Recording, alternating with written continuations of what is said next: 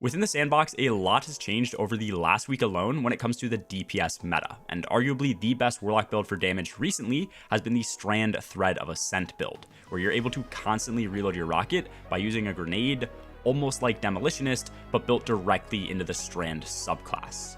We also got some pretty massive changes to the build as well this season, so I want to give you guys a full update before the day one raid race, because chances are a lot of teams are taking in 2 or more Warlocks and could easily benefit from having Warlocks dealing some extra damage with this setup. Overall, the major changes received this season that affect the build so far are a nerf to Wolfpack rounds, a buff to Bipod rockets, a buff to the threadling damage, and then also a nerf to Thread of Generation and how quickly you can generate grenades.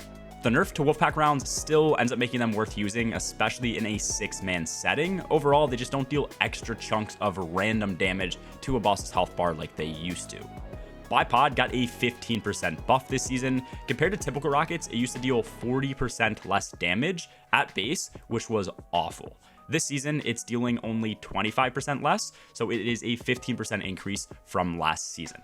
Threadlings ended up getting a 30% buff in their overall damage, which is great, but for whatever reason, this does not count for the Needlestorm Super, so it really doesn't have that much of an impact. And then lastly, with Thread of Generation, this took a 20% hit, which makes Threadling grenades much harder to use in the rotation, but grapple grenades are way better anyways, and when using grapples, you can't even feel this change. Overall, when it comes to DPS, the general rotation revolves around getting our grenades back insanely quickly and using them to reload our rocket for us. Dealing damage is what actually grants grenade energy, then using something like our grapple at the ground easily reloads our rocket whenever we need. We also use reconstruction to autoload rockets during downtime in the rotation, where we're also spamming fusion rifle shots and constantly applying dot from sources like Arcane Needle and Witherhoard. Before I get into the full build and compare the best damage loadouts, if you guys do end up enjoying the video, make sure to drop a quick like and sub down below. It helps me and the channel out a ton. When it comes to weapons that you run with the build, you want to change things up depending on the situation that you're in and what your teammates are running as well. Perfect example, Witherhoard is very easy to use, but only one person can use this to stick it against the boss, and with the recent nerf, it doesn't last on the ground nearly as long, so if you had to stick it to the ground, you'd have to spam this much more often, which would hurt your overall DPS.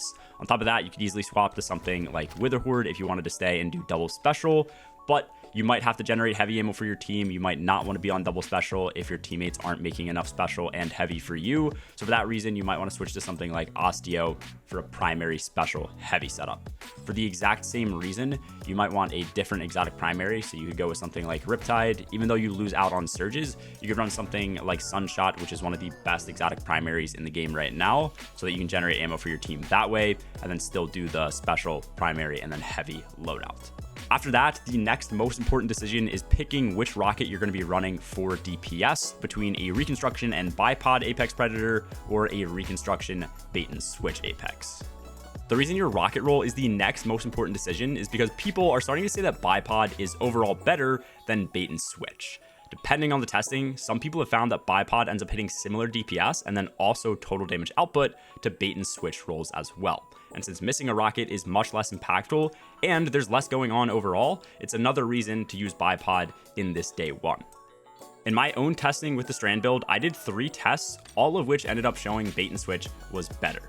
But I do agree that the damage is close enough, which could make Bipod worth running. Looking at the Bipod rotations I tested first, I tried with Witherhoard and an energy primary, just in situations where you might want to utilize an energy primary for ad clear. I ended up trying with Witherhoard and a fusion rifle in case you do opt for double special during damage. And then I lastly tried with a primary in the kinetic slot and a fusion in case you want to run something like an exotic primary up there instead of in your energy slot. With just Witherhoard in the first test, this ended up hitting for 2.28 million damage. With Witherhoard and a fusion rifle in the second test, this hit for 2.55 million damage, and then with just a fusion in the last test, this ended up reaching 2.54 million damage. Then, doing the exact same thing, but testing with a bait and switch rocket instead of Bipod, with just Witherhoard in the first test, this now hit for 2.61 million. With Witherhoard and a fusion in the second test, this got all the way up to 2.86 million damage, and then with just a fusion in the final test, this reached 2.60 million damage. So depending on the test, bait and switch allowed us to deal upwards of 15% more damage. In some cases, it was even. And also in every test, I ended up shooting all my rockets along with my super. So the only thing that would ever drastically affect any of these rotations with a longer damage phase would be spamming more fusion shots. All the tests also had Wolfpack rounds, 3x solar surges, and a Well of Radiance buff.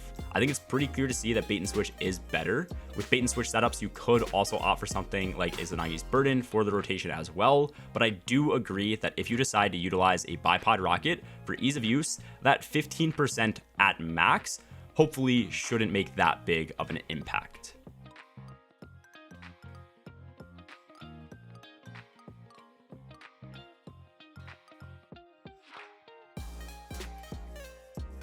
Within the Broodweaver subclass, not much has changed from last season. Even though we did get a Threadling buff, Needlestorm did not receive that buff for its super damage. The Threadlings and the Impact are still hitting for the exact same damage values. Either way, Needlestorm is still very strong and helps carry damage and offers really fast regen for our grenade. The build generally lacks healing overall, so Healing Rift is extremely useful. Arcane Needles are great because these are going to unravel enemies and be paired with Necrotic Grip so that we can also get regen if we choose not to use something like Witherhoard. Lastly, because of the Thread of Generation nerfed, for your main abilities, you do want to make sure you're now on grapple 100% of the time. This is really useful, has really good uptime. You cannot even tell that Thread of Generation was nerfed when using this, so make sure you're running a grapple grenade. For aspects, I just default to Weaver's Call so that casting my Rift also spawns in 3 Threadlings, just for some general ad clear within the build. After this, I tend to run the Wanderer aspect. With this aspect equipped, when we have Tangles, we can throw them or just detonate them to release a Suspending Burst. So we now have Suspend on demand if we ever need it. And new to this, Threadlings can also create Tangles on their final blows as well. Lastly, for the fragments, make sure you follow these to a T. Thread of Ascent is mainly used so that we can use our grenade ability to instantly reload our equipped weapon, which really helps bypassing rocket reloads and increasing our DPS. After this, you need Thread of Generation. As we're dealing damage to enemies, we get grenade energy back based on the amount of damage that we're dealing. So obviously, as I mentioned, when we're casting our Needlestorm super, right after using a grenade, we can pretty much instantly guarantee getting our next nade back, which is super useful because Needlestorm does a ton of damage. Thread of Evolution does increase, I think, Threadling damage by either 30 or 33%. This does apply to the super, so make sure you are also running Thread of Evolution. And then lastly, I guess if you really wanted to, you could take this off, but it's super good in endgame content. Thread of Warding, whenever we pick up Orbs of Power, will give us Woven Mail, which is 55% damage resistance, which is insane, especially in underpower content. On the build, these are all the mods. Of these, the important ones are going to be something like the Siphon mod you choose, depending on your weapons, or if you cut this out and just go 2 heavy ammo scouts and a finder to make ammo for you and teammates. Impact Induction is pretty solid for dealing melee damage to get more grenade energy back. You also obviously want to be on 3x weapon surges, at least for when you're dealing damage. You can change these mods out and have 2 loadouts ready to go and swap these as you please. And then lastly, I always recommend having something like Elemental Time Dilation so that instead of 30 seconds with surges, you get all the way up to 45 seconds with 3 armored charge stacks. Those are the important mods. Make sure you have those on. You can swap some other ones around if you please. And then lastly, we are obviously running Necrotic Grips as our exotic armor piece. Lastly, I am going to try and do some more testing with bipod rockets either tonight on stream or tomorrow during the day, so make sure to look out for that video if you guys are interested. I want to do a few different damage rotations to see what makes bipod better or worse than bait and switch, because I think right now it's only competitive when using Radiant Dance Machines or Rain of Fire.